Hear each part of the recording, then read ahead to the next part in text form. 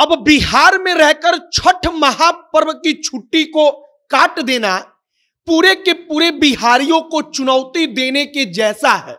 अब हम क्यों कह रहे हैं? तो बिहार सरकार पहले छठ महापर्व की छुट्टी को रद्द करती है, रद्द नहीं बल्कि छुट्टी को काट कर मात्र 2 दिन पर लाकर सिमटा देती है।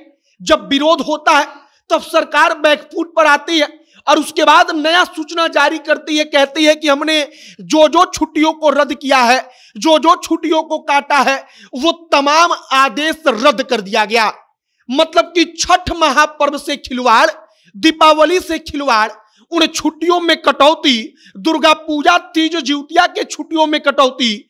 और इसके बाद बिहार सरकार को लग गया कि अगर बिहार में सरकार में फिर आना है तो छठ महापर्व से, कृष्ण जन्माष्टमी से और जो तीज जिउतिया है, इन त्योहारों से, हिंदुओं के इन पर्वों से हम किसी प्रकार का खिलवाड़ नहीं कर सकते। बिहार सरकार कैसे बैकफुट पर आ गई, इसी के बारे में आगे बातचीत करेंगे। कैसे हिंदुओं के छठ महापर्व की पूरी छुट्टी बरकरार रही और सबसे महत्वपूर्ण बात कि छठ महापर्व सिर्फ हिंदुओं का नहीं बल्कि बिहार का है, क्योंकि बिहार में रहने वाला मुसलमान भी छठ के दिन में व्रत रखता है और छठ मैया का पूजा करता है। आगे इसी पर बातचीत करेंगे। बाकी नमस्कार, मेरा नाम है मोहित कुमार सिंह और आप जनता जंक्शन देख रहे हैं। यह वीडियो रोडवेज ऐप के द्वारा प्रायोजित है। रोडवेज बिहार का एक ऐसा स्टार्टअप है जो आपको वन वे टैक्सी राइड और कार पुलिंग की सुविधा बेहद ही कम पैसों में उपलब्ध कराता है। वन वे टैक्सी राइड का मतलब कि अगर आप रोडवेज की टैक्सी से कहीं भी जाते हैं तो सिर्फ एक तरफ का किराया लगेगा जो कि बेहद सस्ता होगा। तो अगर रोडवेज के साथ यात्रा का आनंद लेना चाहते हैं तो अभी प्ले स्टोर पर जाइए, रोडवेज नाम का ऐप होगा, उसे डाउनलोड कीजिए और यात्रा का आनंद लीजिए। अब सबसे पहली बात और सबसे पहला प्रश्न कि अगर वाकई में बिहार सरकार को लगता था या के पाठक को लगता था कि के पाठक ने छुट्टियों को रद्द करके बड़ा अच्छा काम किया है, जनता के लिए एक अच्छा फैसला लिया है, तो आखिरकार के पाठक को अपना फैसला वापस क्यों लेना पड़ा? फैसला वापस लेना पड़ा इसका मतलब कि सरकार को भी एहसास हुआ कि कम से कम बिहार में हम छठ महापर्व, दीपावली, तीज जिउतिया जैसे त्योहारों से खिलवाड़ तो नहीं कर सकते। अब तीज जिउतिया में जो महिलाएं होती हैं वो व्रत रखती हैं। अब सरकार के आदेश को अगर वो फॉलो करती तो महिला शिक्षिका उस दिन पढ़ाने जाती। छठ महापर्व 4 दिनों का होता है, सरकार ने कहा कि हम 2 दिन छुट्टी देंगे। अब सोचिए कि इसको लेकर कैसे हिंदुओं में या बिहार के लोगों में आक्रोश नहीं आता। बिहार के लोगों में आक्रोश हुआ, सोशल मीडिया से लेकर जमीन तक पर इसका विरोध हुआ और इसके बाद बिहार सरकार ने अपना फैसला वापस लेते हुए क्या कहा?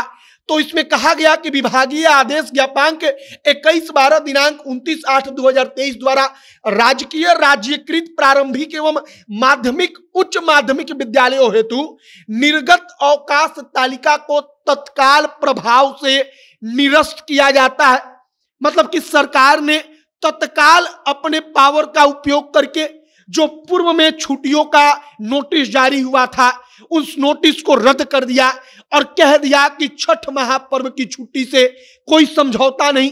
दीपावली, तीज, जिउतिया जो भगवान श्री कृष्ण का जन्माष्टमी है, उनका जन्म दिवस है, उस कार्यक्रम से कोई खिलवाड़ नहीं, हर दिन छुट्टी होगी। ये छुट्टी हर साल होती थी और इस साल भी बरकरार रहेगी। फिलहाल जब फैसला शिक्षा विभाग का वापस हुआ तो शिक्षक संघ कह रहा है कि हमारे दबाव का असर है। वाकई में शिक्षक संघ ने जोरदार विरोध किया।